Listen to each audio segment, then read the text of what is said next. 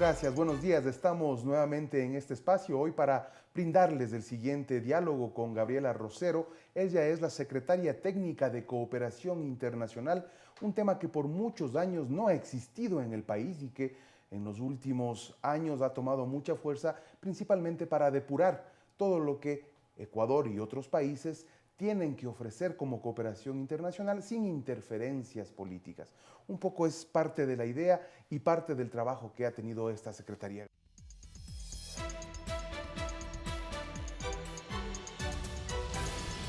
Hemos depurado ya quién nos coopera, qué nos coopera, en qué nos cooperan y cómo evitar que esa cooperación no se confunda con intervención o interferencia en políticas públicas, en decisiones soberanas del país. Tenemos ya claro el rumbo. Bueno, muchísimas gracias por este espacio. Sí, yo creería que hemos realizado un proceso por el cual se ha transparentado la cooperación internacional desde la negociación, pero también en las formas como se implementaba esa cooperación. Muchas veces en la negociación podían haber mecanismos más soberanos en cuanto a los acuerdos, pero era en la implementación en que nos dábamos cuenta que era muy poco lo que llegaba o realmente no llegaba, o en las formas en que llegaba, en el cómo, no era del beneficio del país.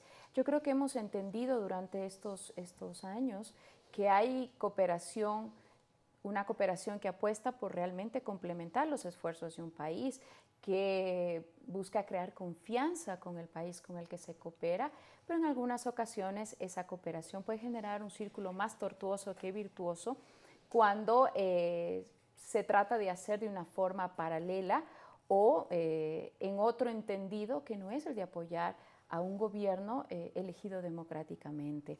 Simplemente activismo de oposición, Sí, como ha ocurrido. bueno, a nombre de gobernabilidad, a nombre de fortalecer espacios de democracia y participación ciudadana, yo creo que se han recibido recursos, o el país recibió recursos, ni siquiera el país, actores en particular recibieron recursos para efectivamente hacer algún tipo de injerencia, algún tipo de intervencionismo. Y yo creo que a través de esta transparencia y de los mecanismos generados se puede tener claro ahora qué es cooperación oficial, qué es cooperación privada, porque muchos hablan de cooperación, cooperación, pero a veces ni siquiera es cooperación, es una colaboración. Cuanto a esa cooperación, lo único es que favorece también aspectos o intereses comerciales o de otro tipo. Creo que hemos entendido mejor que la cooperación que nosotros queremos tiene que partir por respetar la soberanía y el gobierno constituido. Hemos llegado a este punto, entonces, tenemos transparentada este tema y sobre la mesa las cartas. De ahí viene a posteriori, cómo está la cooperación internacional que recibe el Ecuador y también que el Ecuador brinda, porque nosotros apoyamos a países como Haití, se ha anunciado el tema del apoyo de Angola, las campañas bandera de Ecuador de discapacidades replicadas en otros países. Entonces ya es una cuestión de doble vía, de sur-sur, ganar, ganar. Hacia allá va el final, la luz al final del túnel. Claro, nosotros nos declaramos como un país dual, un país que no renuncia a recibir cooperación, pero que determinamos las prioridades de qué queremos de esa cooperación y de qué forma. Pero también somos un país que desde la humildad, desde el respetar las necesidades y las demandas de otros países, está ofreciendo cooperación técnica.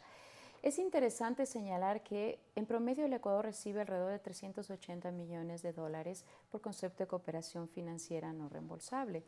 De estos recursos, en su mayoría, están siendo gestionados a través del gobierno central. Pero no solamente el gobierno central, también ejecutan organizaciones no gubernamentales extranjeras, ejecutan gobiernos autónomos descentralizados y en un menor porcentaje organizaciones no gubernamentales u ONGs nacionales. Yo creo que eso tenemos mapeado claramente.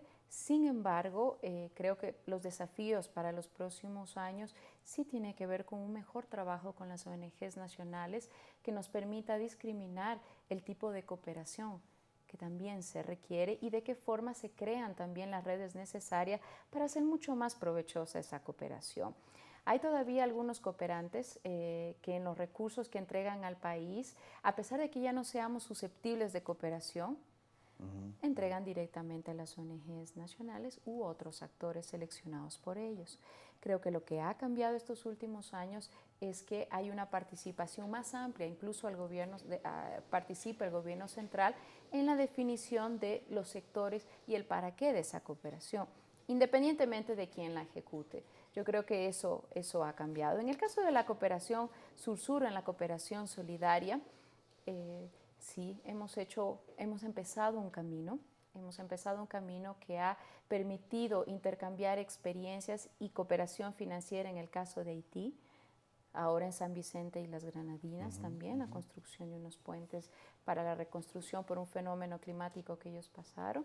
Pero, por ejemplo, en los últimos 2 años hemos podido firmar convenios, los primeros convenios básicos de cooperación con Dominica, con Belice. Antes no teníamos relación alguna con Belice y estamos por hacerlo con Santa Lucía y Trinidad y Tobago. Esto como los países nuevos en ese proceso de acercamiento hacia el Caribe. ¿Qué tan lejos hemos estado del mismo Caribe que es parte de Latinoamérica? Por intereses extrarregionales también. Por intereses extrarregionales, pero yo creo que es momento de reconocer una deuda histórica que tenemos con el Caribe y en ese sentido Ecuador trabajará este y el próximo año en aunar más con otras realidades, con otras islas caribeñas. Ahora, ¿cómo han reaccionado frente a esta nueva posición del Ecuador? Hasta hace 10 años, 15 años, era imposible pensar que alguien controle los financiamientos extranjeros para intervencionismo en el Ecuador, digámoslo como es. Ahora aparece una Secretaría Técnica de Cooperación Internacional que controla para qué, en qué y cómo se va a llevar adelante esto.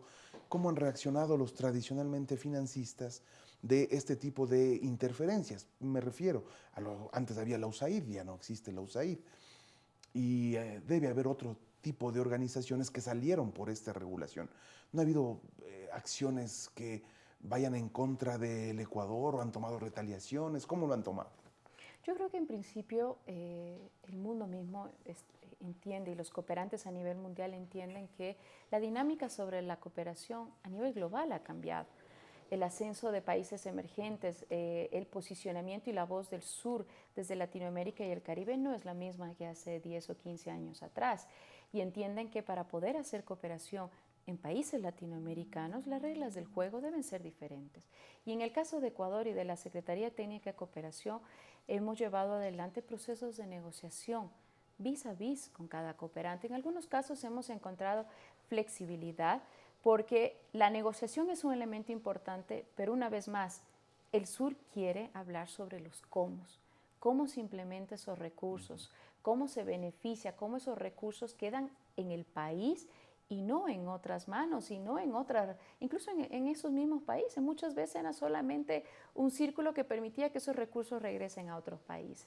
Y en ese sentido, en otros casos no hubo esa apertura necesaria y yo creo que respecto a USAID habrá un momento para renegociar otra vez en el cual Ecuador ha dicho que quiere modificar sus formas. En el caso alemán, en el caso de la cooperación ambiental con Alemania, por ejemplo, son las formas también que hemos buscado, si hay ese ánimo.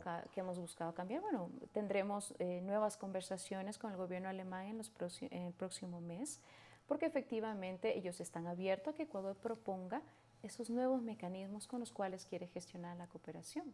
Estimada Gabriela, tenemos un minuto. La agenda ya está planificada, se la ha presentado a nivel incluso del Ministerio de Relaciones Exteriores. Un análisis de su parte. Es la primera vez que el país cuenta con una agenda nacional de cooperación en donde se determinan las prioridades que tenemos para la cooperación.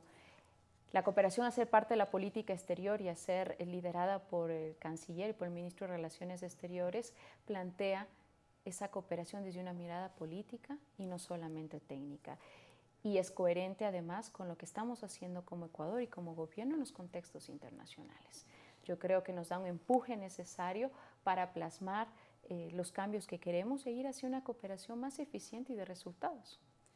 Gabriela Rosero, secretaria técnica de Cooperación Internacional, esta nueva entidad que tiene ahora el Ecuador, precisamente para eso, para la cooperación internacional sur-sur, de igual a igual, ganar, ganar.